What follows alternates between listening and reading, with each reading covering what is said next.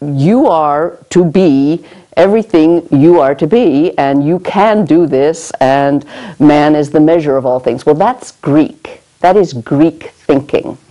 And the Bible is Hebraic. There's a very interesting line from Tertullian, a famous philosopher, I think 2nd century. Somebody will tell me if that's wrong or not. But he said, "What hath Athens to do with Jerusalem?" See, these are two different mindsets. I was actually raised with a humanistic Greek mindset.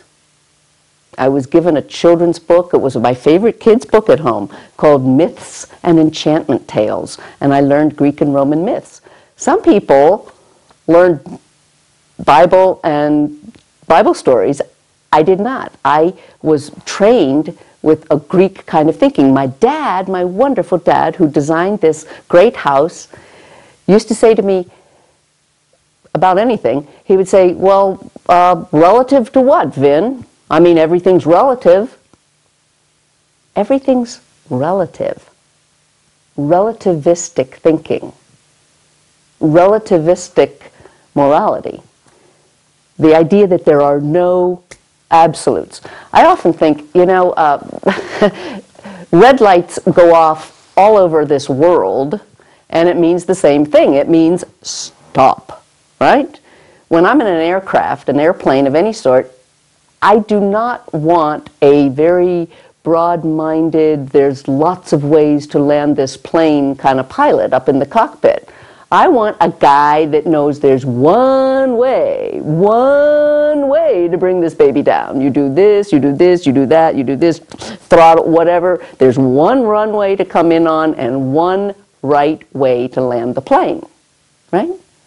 So we have certain things that there's just one way, one right way to do things.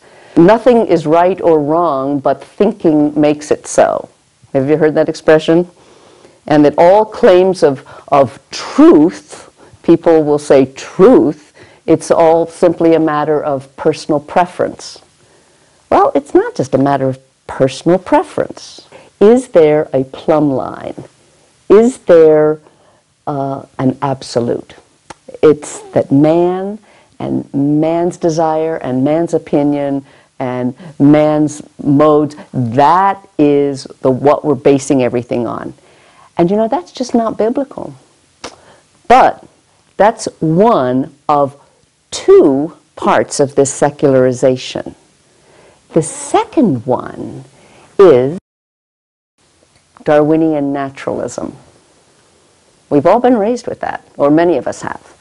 If you've grown up in the last 40, 50 years in America, pretty much Darwinian evolution was given you not even as a theory, but as scientific fact. Well, the fallacy of this is that life then ends up having no sacred value, no purpose, no meaning. So these two major factors, Darwinian naturalism and moral relativism, are the twin, prongs of a fork of our secular society that God really has a grievance against. Because they say that man is God, and that man has climbed up out of the slime pit. Interestingly enough, some of you that are deeply immersed in exploration of New Age philosophies and therapies, biological evolution, Darwinian naturalism, and biological evolution was, 40, 50, 60 years ago, the great setup for all of our buying into and believing in spiritual evolution. Because that's really what the New Age movement is about. It has everything to do with processes of initiation.